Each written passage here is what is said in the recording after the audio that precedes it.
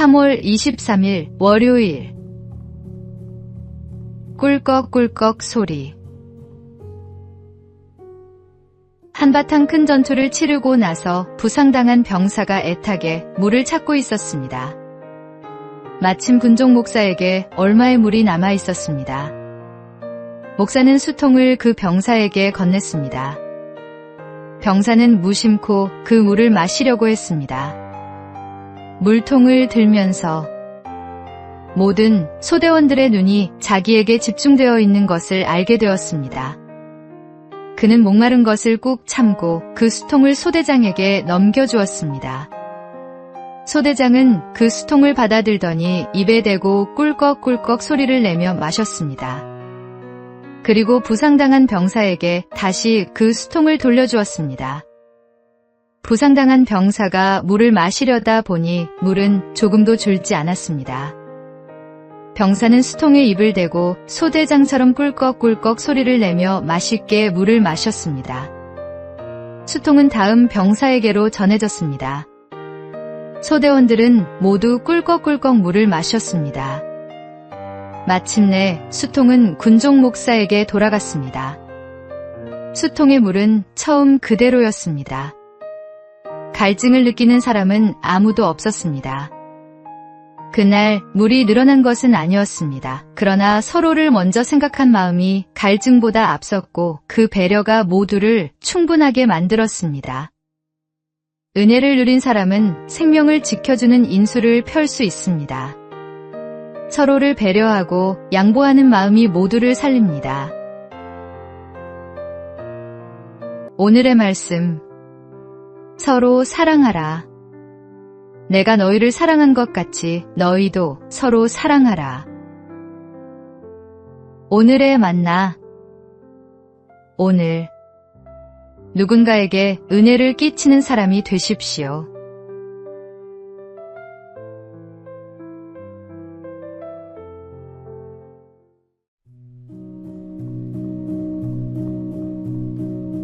(3월 24일) 화요일. 행동하는 한 사람. 어느 아파트 단지에 늘 같은 문제가 있었습니다. 지하주차장 출입구 바닥이 움푹 패여 차가 지날 때마다 쿵 소리가 났습니다. 주민들은 불평했습니다. 관리사무소는 뭐 하는 거야? 다칠 사람 나오면 그때 고칠 건가? 단지 단톡방에는 불만이 끊이지 않았지만 며칠이 지나도 바닥은 그대로였습니다. 어느 비 오는 날, 한 주민이 차에서 내려 그곳을 한참 바라보더니 집으로 올라가 공구를 들고 내려왔습니다. 임시로 흙과 자갈을 채우고 위험 표시를 붙여두었습니다. 완벽한 수리는 아니었지만 그날 이후 사고는 나지 않았습니다. 그는 아무 말도 남기지 않고 조용히 집으로 돌아갔습니다. 다음 날 단톡방에 이런 글이 올라왔습니다. 어제 누가 바닥을 임시로 고쳐놨네요. 덕분에 아이들 다칠까 걱정 안 해도 되겠어요. 그제야 사람들은 깨달았습니다. 말로만 걱정하던 사람들보다 먼저 나서서 행동한 한 사람이 상황을 바꿔 놓았다는 것을. 성경에서 하나님이 찾으시는 의인은 완벽한 사람이 아닙니다. 모두가 외면할 때 그 자리에 멈춰 서서 할 수 있는 일을 하는 사람입니다. 오늘의 말씀. 이 땅을 위하여 성을 쌓으며 성 무너진 데를 막아서서 나로 하여금 멸하지 못하게 할 사람을 내가 그 가운데에서 찾다가 찾지 못하였으므로. 오늘의 만나. 불평하기보다 작은 일이라도 직접 행하는 사람이 되십시오.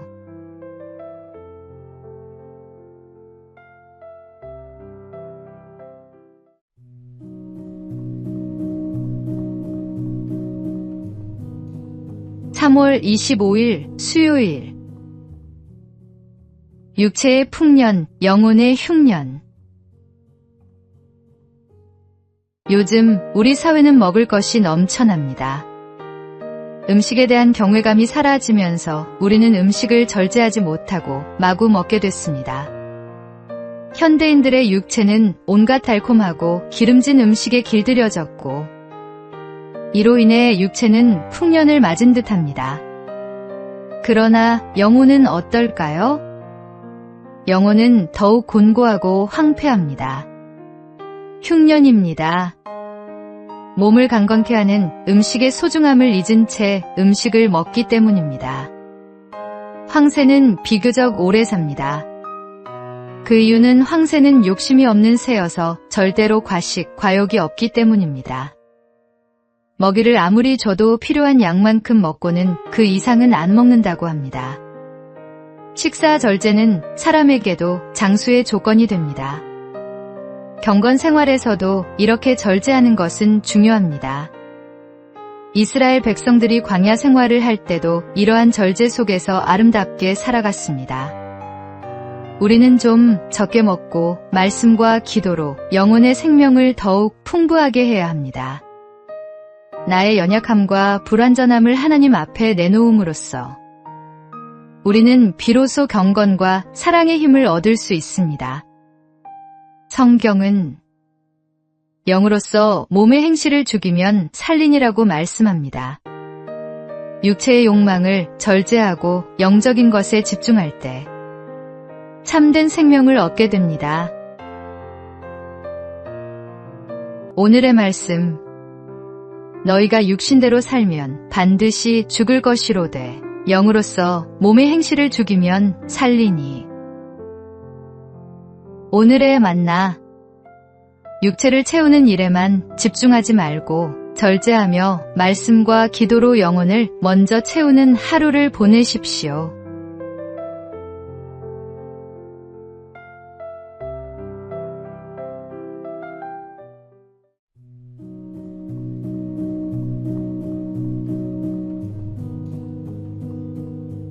(3월 26일) 목요일. 작은 새를 품듯. 어떤 젊은 여인이 전도사에게 완전한 헌신에 대해 이야기했습니다. 저는 도저히 저 자신을 주님께 온전히 드릴 수가 없어요. 혹시 제가 원하지 않는 너무 힘든 선교지로 보내실까 두려워요. 전도사가 조용히 말했습니다. 어느 추운 겨울 아침, 반쯤 얼어붙은 작은 새 한 마리가 당신의 창문을 두드리고 있다고 생각해 보세요. 그 작은 새가 당신에게 자신을 맡기고 먹이와 따뜻함과 보호를 기대하며 당신의 손 안으로 들어온다면 당신은 그 새를 해치겠습니까? 아니면 품에 안아 살려주겠습니까? 그 말을 듣는 순간 그녀의 두 눈에 이해의 빛이 스쳤습니다. 헌신이 두려운 이유는 주님을 몰라서가 아니라 주님의 마음을 아직 다 알지 못해서일지도 모릅니다. 우리가 작은 새 한 마리도 품에 안아 따뜻하게 보살피려 하는데 하물며 우리를 사랑하시는 하나님께서야 얼마나 더 우리를 귀하게 여기시겠습니까? 하나님께 자신을 온전히 맡기는 것은 두려움이 아니라 가장 안전한 선택입니다. 주님께서는 우리를 해치려 하시는 것이 아니라 가장 좋은 길로 인도하시기 때문입니다. 성경은 너희 몸을 하나님이 기뻐하시는 거룩한 산 제물로 드리라고 말씀합니다. 주님의 사랑을 신뢰하고 온전히 자신을 맡기십시오. 오늘의 말씀, 그러므로 형제들아 내가 하나님의 모든 자비하심으로 너희를 권하노니 너희 몸을 하나님이 기뻐하시는 거룩한 산 제물로 드리라. 오늘의 만나, 하나님께 자신을 맡기는 것이 두렵다면 그분의 사랑을 더 깊이 묵상하십시오. 주님은 우리를 가장 선한 길로 인도하십니다.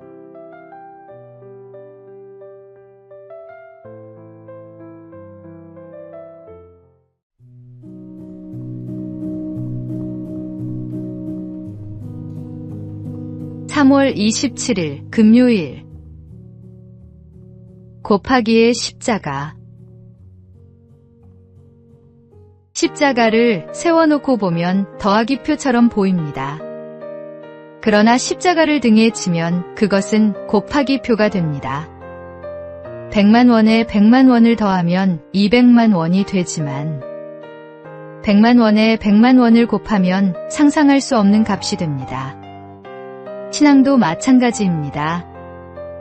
이해타산으로 계산하는 더하기의 신앙은 한계를 가지지만 자신을 내어놓는 곱하기의 신앙은 열매를 낳습니다.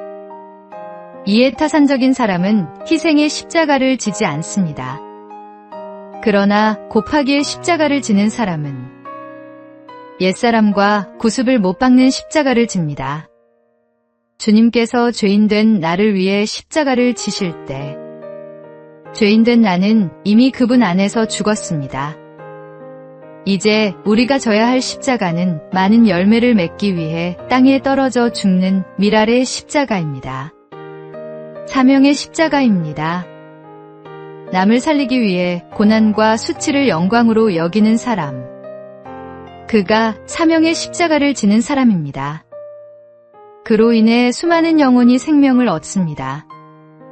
건강한 그리스도인은 바로 이 사명의 십자가를 지고 곱하기의 기적을 삶으로 이루어 갑니다. 예수님은 한 알의 밀이 땅에 떨어져 죽으면 많은 열매를 맺는다고 말씀하셨습니다. 오늘의 말씀. 내가 진실로 진실로 너희에게 이르노니 한 알의 밀이 땅에 떨어져 죽지 아니하면 한 알 그대로 있고 죽으면 많은 열매를 맺느니라. 오늘의 만나. 이해타산의 더하기 신앙이 아니라 자신을 내어놓는 곱하기 신앙으로 많은 열매를 맺는 삶을 살아가십시오.